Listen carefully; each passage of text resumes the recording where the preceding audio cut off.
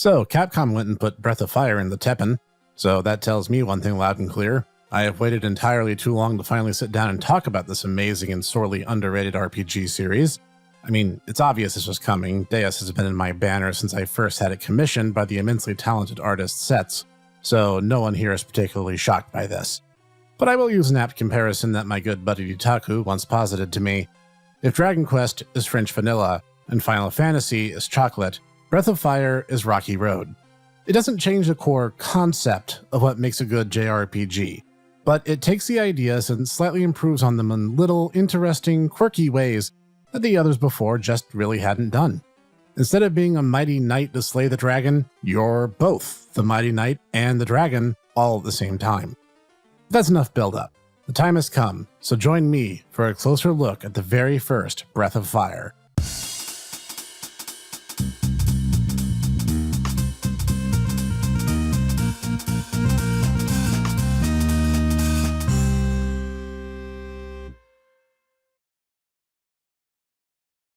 Greetings everyone to this installment of Obscure Reviews.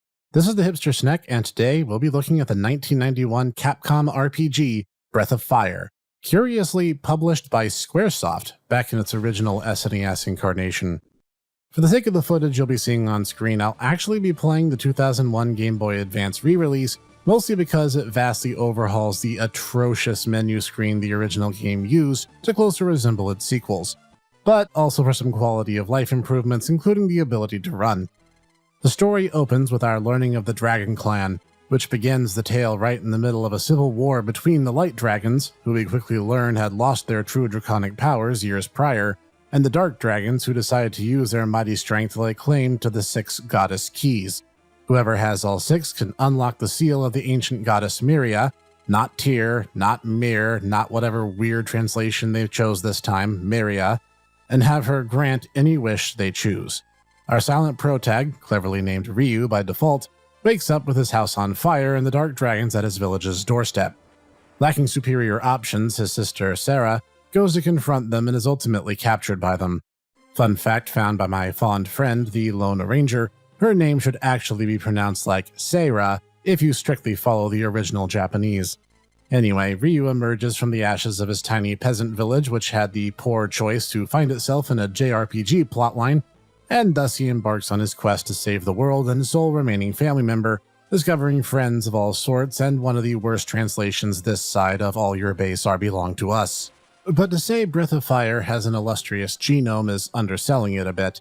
The best and brightest of Capcom worked on this title, as I'll detail here in a moment, but more interesting than that was Squaresoft's initial involvement.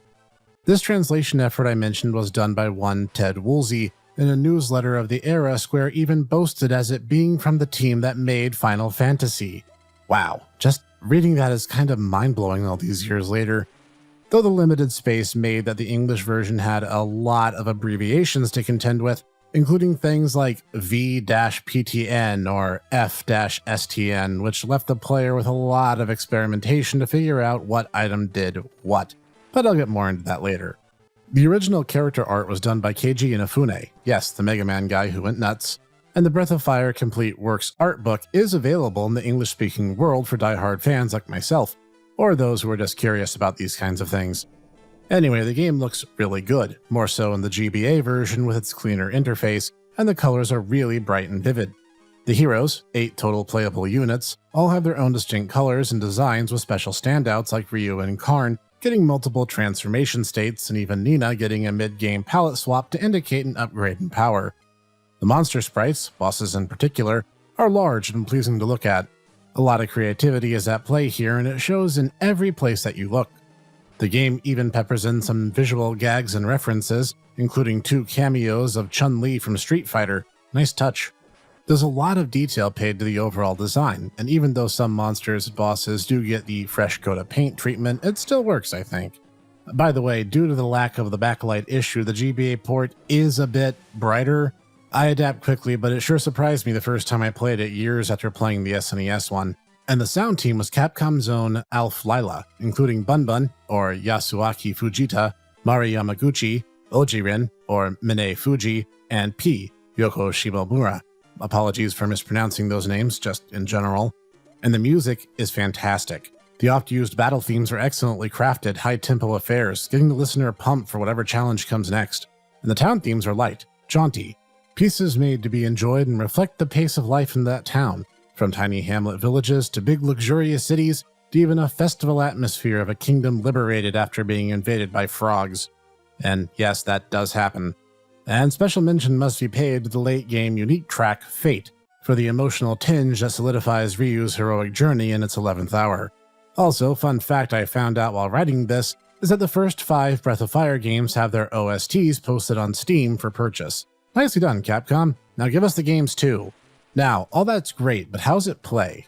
Well, are you familiar with early 90s JRPGs? You'll find it familiar territory if you are. In the event that you aren't, let me break it down a little. Essentially, you'll begin the game as silent protagonist, yes, he's silent, I don't care what the English translation did, Ryu, leaving his hometown and venturing out into the world at level 1 with little more than a sword to his name.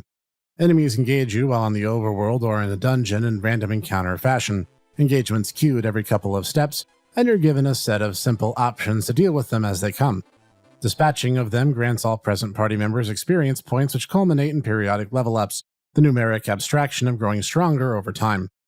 Your first character is Ryu, and Ryu himself is a strong attack-focused character who eventually unlocks the somewhat overpowered dragon morphs by visiting the various dragon shrines dotting the world map. While the game doesn't focus heavily on a robust elemental table or anything, Ryu himself gets to exploit some weaknesses as his first few dragon morphs are elemental versions of the same base dragon form.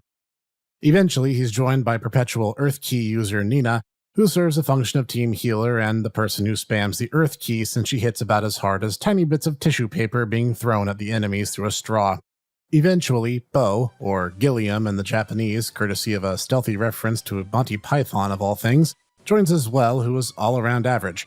Then there's Gobi, Manilo in Japanese, who is worthlessly bad and terrible, and the game forces you to play as him solo for a very painful leg of the mid-game.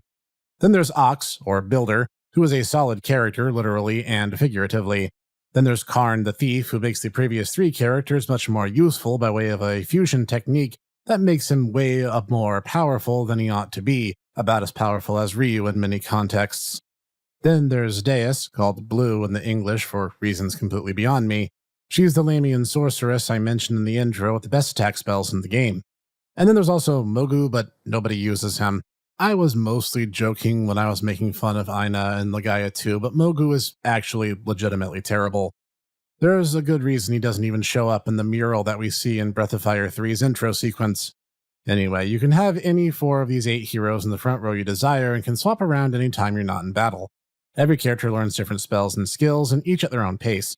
But as I've already kind of implied, most characters are either decidedly the best or fall to the lowest rung, giving kind of a wide divide between the characters that are actually good and, well, Mogu. You then proceed through towns and dungeons, gathering and buying new items and gear to deck out your team, all the while struggling for control of the goddess keys, most of which are not as mechanically useful to your party as the Earth Key is, but each helping in their own way. Breath of Fire is also the first game I remember playing as a kid to have an active day-night cycle that could be witnessed in real time and, on top of that, had mechanical influences on some aspects of the game. For example, an early game moment when Ryu needs to sneak into a dark dragon encampment in a sort of stealth moment, but can only do it when it's nighttime.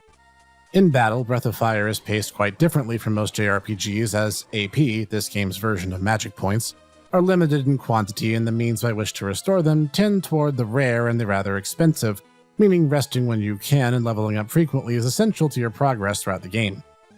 Another, I hesitate to call it a feature exactly, is that almost every boss in the game has a second wind mechanic, where after you whittle down their original HP bar, they just don't die, and they continue fighting you for a while afterward.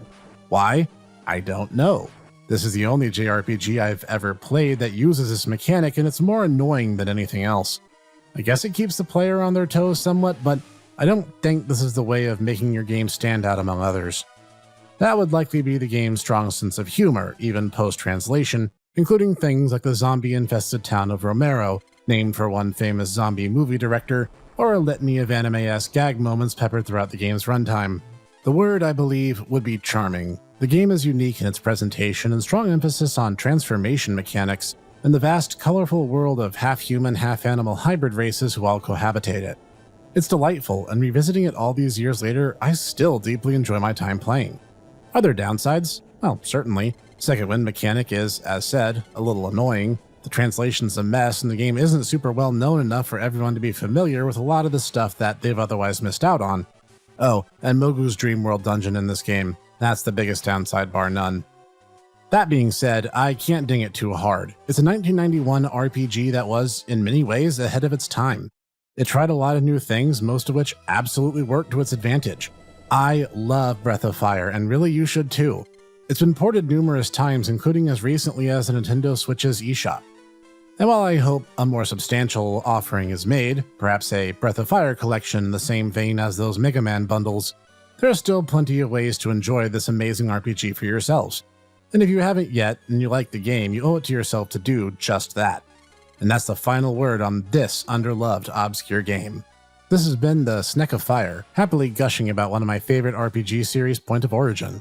Have you played this series before? I'd love to hear your thoughts down below. Tell me in the comments your favorite team. Mine's Ryu, Karn, Nina, and Dias. And if you liked today's episode, let me know by tapping the like button.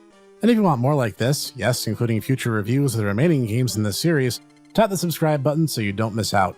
And join me here each week for more obscure reviews, IndieX, Snek Tech, and more. And I will see you there.